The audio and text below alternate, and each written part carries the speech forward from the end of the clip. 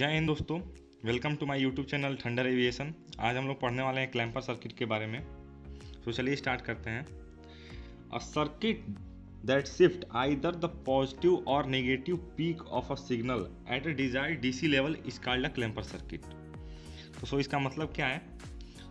Clamper circuit हमारा ऐसा circuit है जो कि पॉजिटिव या negative peak of a signal को जब हम क्लैंपर सर्किट से पास करते हैं तो एक नए डिजायर्ड डीसी लेवल में कन्वर्ट कर देता है। जैसा कि हम इस एसी सिग्नल में देख रहे हैं, इसमें दो कंपोनेंट्स हैं, पॉजिटिव हाफ साइकिल है और नेगेटिव हाफ साइकिल है, जो कि एक्स एक्सिस के ऊपर भी है और एक्स एक्सिस के नीचे है।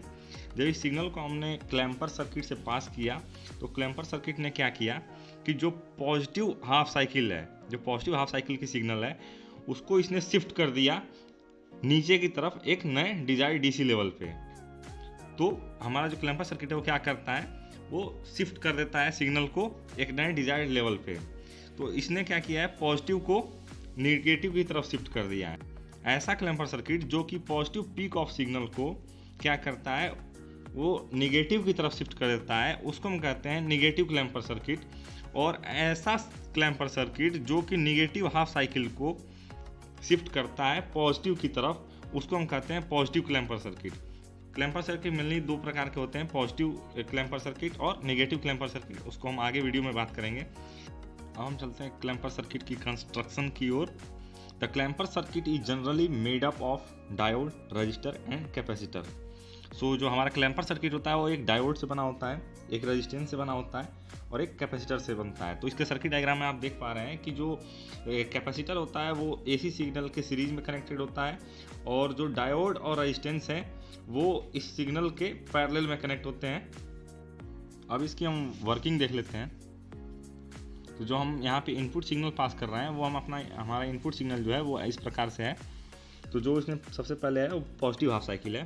तो पॉजिटिव हाफ साइकिल में जो हमारा सिग्नल है उसको हम एक बैटरी की तरह मान सकते हैं, जो इस तरीके से बिहेव करेगा। तो जो ये टर्मिनल होगा वो हमारा पॉजिटिव बनेगा और ये हमारा जो है वो निगेटिव बनेगा। तो जो करंट का डायरेक्शन होगा वो करंट का डायरेक्शन होगा ये। जैसा कि हम पीएन जंक्शन डायोड में देख पा रहे हैं, तो जो इसका पी टाइप है वो पॉजिटिव टर्मिनल से जुड़ा है और जो एन टाइप है वो निगेटिव टर्मिनल से जुड़ा है। तो जो हमारा पीएन जंक्शन डायोड है वो फॉरवर्ड बायस के कंडीशन में है और फॉरवर्ड बायस के कंडीशन में जो हमारा डायोड होता है वो फुली कंडक्टिंग होता है। तो जो हमारी करंट है वो पूरी की पूरी पीएन जंक्शन डायोड से होकर चली जाएगी, मतलब इधर जाएगी ही नहीं, आरएल की तरफ नहीं जाएगी। सो जो हमारा वी आउटपुट होगा इस कंडीशन में वो होगा 0, हमें आउटपुट पे कोई सिग्नल नहीं मिलेगा। और होगा क्या, करंट चूंकि इधर से फ्लो कर रही है, जो हमारा कैपेसिटर होगा वो चार्ज हो जाएगा। किस पोटेंशियल पे चार्ज होगा, जितना पोटेंशियल हमने यहाँ से लगाया है उस पोटेंशियल पे हमारा जो कैपेसिटर है वो चार्ज हो जाएगा और वी आउटपुट हमें कुछ नहीं मिलेगा, 0 होगा। आइए तो अब हम चलते हैं नेगेटिव हाफ साइकिल की तरफ। नेगेटिव हाफ साइकिल में क्या होगा कि जो हमारे सिग्नल्स हैं वो अब रिवर्स हो जाएंगे और ये जो टर्मिनल है ये हमारा पॉजिटिव हो जाएगा और ये टर्मिनल जो है वो हमारा नेगेटिव हो जाएगा और जो करंट का डायरेक्शन होगा वो इधर से फ्लो करेगी। अब इस कंडीशन में हम क्या आगे देखते हैं कि ये जो पीएन जंक्शन डायोड है वो हमारा पॉजिटिव, उसका एन टाइप जो है वो पॉजिटिव टर्मिनल से जुड़ा है और जो पी टाइप है वो नेगेटिव टर्मिनल से जुड़ा है। इसका मतलब जो हमारा डायोड है वो रिवर्स बायस में है और रिवर्स बायस में जो हमारा डायोड है वो हाई रेजिस्टेंस ऑफर करता है, एज ए इंसुलेटर की तरह बिहेव करता है। इसका मतलब जो करंट इधर से आ रही है वो इधर नहीं जाएगी, मतलब करंट इधर नहीं जाएगी, I = 0 हो जाएगा और करंट यहाँ से हमारी सीधे चली जाएगी, किधर जाएगी, RL की तरफ। तो इसका मतलब हमें RL पे कुछ आउटपुट मिलेगा। आइए देखते हैं RL पे आउटपुट क्या मिलेगा। RL पे जो आउटपुट है वो हमारा V से अधिक मिलेगा, क्योंकि हम देखते हैं कि जो हमारा कैपेसिटर वो पहले से ही चार्ज है। पॉजिटिव हाफ साइकिल में कैपेसिटर जो था वो हमारा चार्ज था, वो किस पर चार्ज था, V वोल्टेज पे चार्ज था। तो किरचॉफ लॉ लगा के हम देखते हैं, KVL लगाते हैं यहाँ। तो हम किरचॉफ लॉ लगा कर देखते हैं करंट की डायरेक्शन में। तो यहाँ पे जो सबसे पहले हमें V जो इनपुट दे रहे हैं वो हमारा हो जाएगा V -V, फिर हो जाएगा हमारा -V आउटपुट और करंट इधर से जाकर सबसे पहले कैपेसिटर के नेगेटिव प्लेट से है, यहाँ पे हो जाएगा -VC = 0। अब जो हम जानते हैं कि जो कैपेसिटर है वो हमारा VC किस पर चार्ज है, VC equal to V voltage पे ही चार्ज है, इसलिए जो हमारा ये VC है वो हमारा V हो जाएगा, माइनस V आउटपुट, और ये क्या हो जाएगा माइनस V इक्वल टू 0। तो यहाँ से जो हमारा V आउटपुट है वो क्या हो जाएगा -2V। तो फाइनली हमें जो आउटपुट मिलता है वो हमें क्या मिलता है, 2V मिलता है। एक बार इसको ग्राफ की हेल्प से देख लेते हैं। इनपुट पे हमने ये सिग्नल दिया था, इसमें 0 से T/2 तक एक पॉजिटिव हाफ साइकिल है और T/2 से T तक निगेटिव हाफ साइकिल है। तो इसके बदले में जो हमें आउटपुट मिलता है 0 से T/2 सेकेंड तक हमें कोई आउटपुट नहीं मिलता है, मतलब कि 0 रहता है, और T/2 से T तक हमें 2V मिलता है, -2V।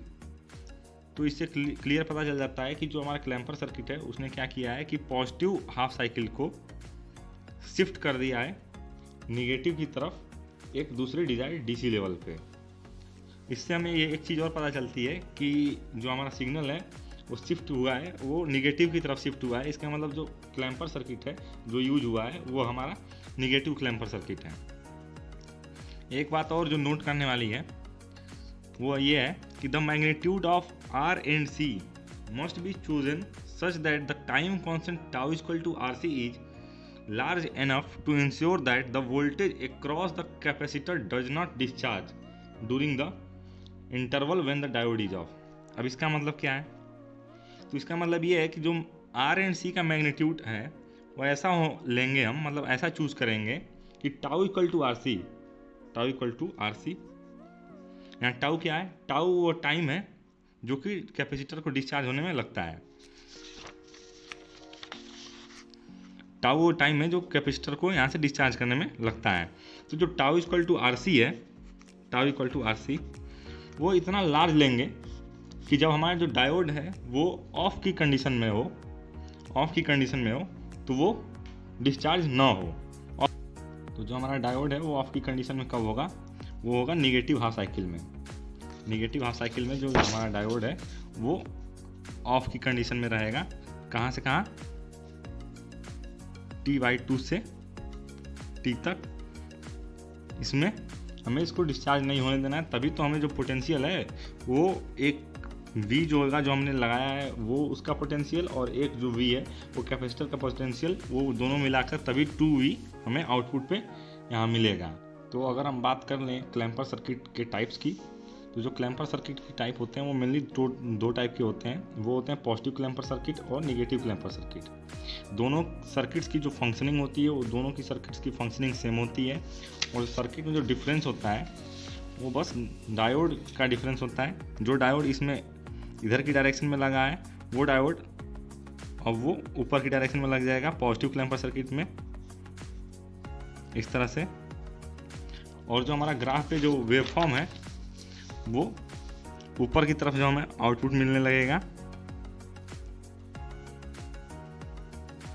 वो हमें ऊपर की तरफ आउटपुट मिलने लगेगा, वो हो जाएगा हमारा पॉजिटिव क्लैम्पर सर्किट। अभी तक जो हमने डिस्कस किया था वो निगेटिव क्लैम्पर सर्किट का एग्जांपल के थ्रू स्टडी किया था। तो आज के लिए बस इतना ही। आई होप आपके सभी डाउट क्लियर हो गए होंगे।